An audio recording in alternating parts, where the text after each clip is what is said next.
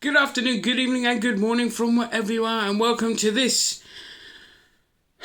I don't even know what you're going to call it, but it's going to be rage-induced, that's for sure. And I'm, of course, talking about the new Your Friendly Neighbourhood Spider-Man trailer dropped, and oh dear God, what was that? What was that? That's right, it's middle-aged white man having a rant about things that are clearly not geared towards him. But that's okay. So I'll get this one off the bat. Disney race swapping Norman Osborn. I don't care about that because we've had so many incarnations of Spider-Man and Norman and all of that, that swapping them around and all this kind of stuff, following the Disney motto of make it black, get a pat on the back. It's fine. I'm not care about that. What I care about was how god awful the dialogue was. Too quippy. I don't know. Spider-Man is little quips. Yeah, I mean that flew. The hell's all this? Crumbs. Great, brilliant. So presentable in my own video. That shit flew 30 years ago. But unfortunately, my issue with the general writing in Hollywood is that it's stuck in that 90s quippy era, sitcom era. It hasn't left there. And it's because it's a bunch of inept fuckwit producers who think that everybody needs to sound like they're in an episode of Friends or they're straight out of a comic book. And it doesn't fit in the modern era. Now, if this is set in the 90s, it works. But it's just 2024. And quite frankly, Spider-Man would just be, vanilla toast, quiet white guy, or he'd be like, busted, no cap type, Riz, and all this, how high or Riz, whatever these young whippersnappers are saying these days. So the fact that he still talks like something out of a 90s sitcom is the biggest fail of this entire thing.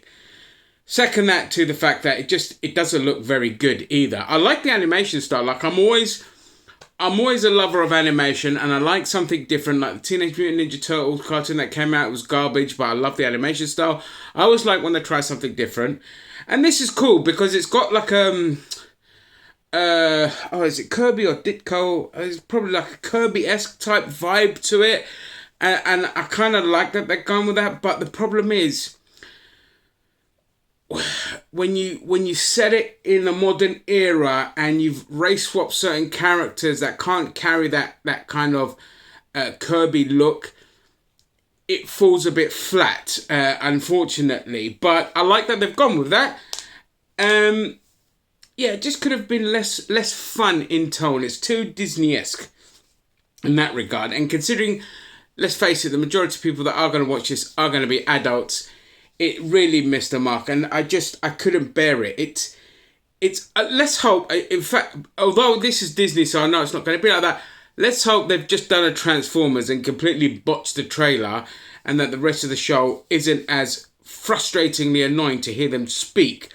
But I highly doubt that. And that's when just my main anger is the script and the dialogue. There's just no excuse for such god-awful writing. But that's Disney in general. Like, at least I rant on other studios sucking. And actually, before I go off on that, this is what happens when you destroy the writer's room. This is why the writers were striking. Because they are just regarded as second-class citizens in the whole scheme of Hollywood, and that's where they fail. They just, they want everything so oversimplified, and I'm like, that's not what your audience is. Even your audience that's glued to their phone and wants something in the background, they're still going to hear what's going on, and if the dialogue's gripping, they're going to put that phone down and actually pay attention to what's going on. But if it's generic, uneventful, your standard by the number script, everyone's just going to be like, yeah, this is good enough in the background, whatever. And given that Netflix even says now to writers, oh, you've got to make sure you explain thoroughly what the person does, because people aren't really going to be watching the screen when they're watching this, they're going to be looking away. And that just breaks my heart. It breaks my heart for two reasons. Number one, how social media has ruined the arts because people just don't pay attention to it. But number two, they don't pay attention to it because you make it bland and generic and uninteresting. And so they are going to browse on their phone and all of that. How many people sitting there browsing on the phone when they're watching The Penguin or your Game of Thrones and all this kind of stuff? And I know you can say, well, Game of Thrones was all that long ago, but we still had all the same apps that we use now. We used back when Game of Thrones was out, one or two exceptions maybe, but people pay attention. They paid attention to everything that was going on. I know this because the people that I worked with that are always glued to the phone to the point where I had to confiscate their phone from them at work, okay, were the ones that were following everything and the law because they were gripped by the script, the dialogue, the story. Here, you're already, like, you know, streaming services like Netflix and Disney with this garbage have already accepted defeat, that it's just not going to be interesting enough to pay attention. And this Spider-Man just isn't interesting. The animation style alone is not going to keep you gripped. Okay, Spider-Verse had everything. It had great dialogue, great script, which is amazing considering it was Sony.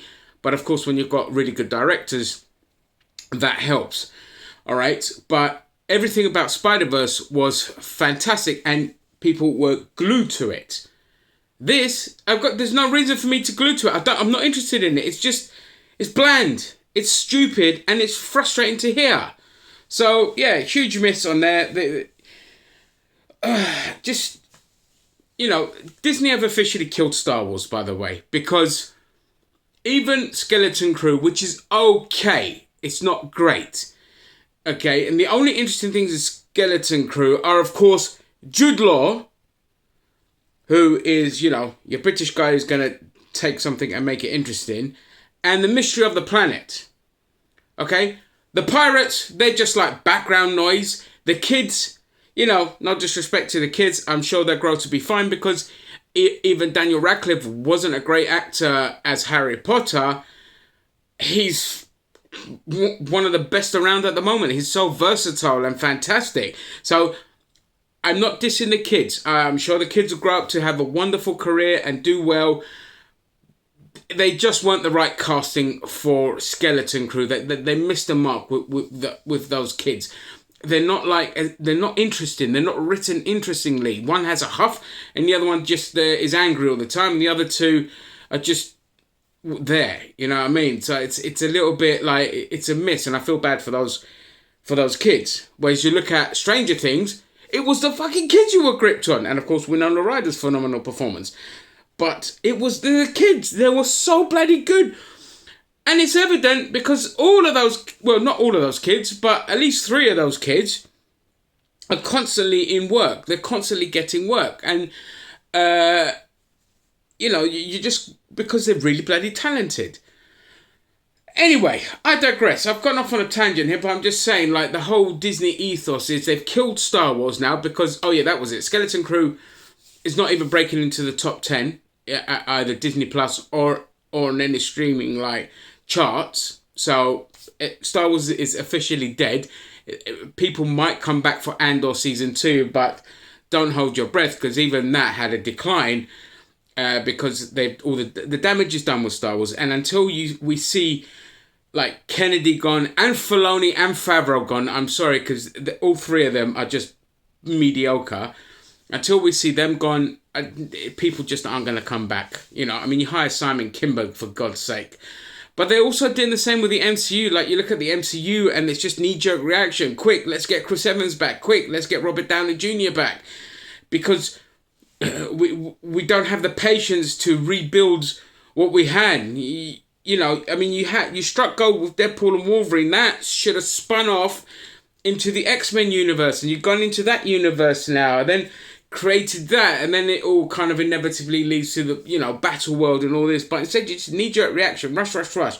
Nobody's giving a crap about the next Captain America that comes out. I personally think it looks pretty decent. Okay, it's very derivative of the entire Captain America trilogy, the original Captain America trilogy, but it looks like a political thriller. I'm interested, but a lot of people aren't, and it's a shame. And now you've got Spider-Man, and Disney should have been the masters of animation. And What If and this are crap. The Star Wars Visions, crap.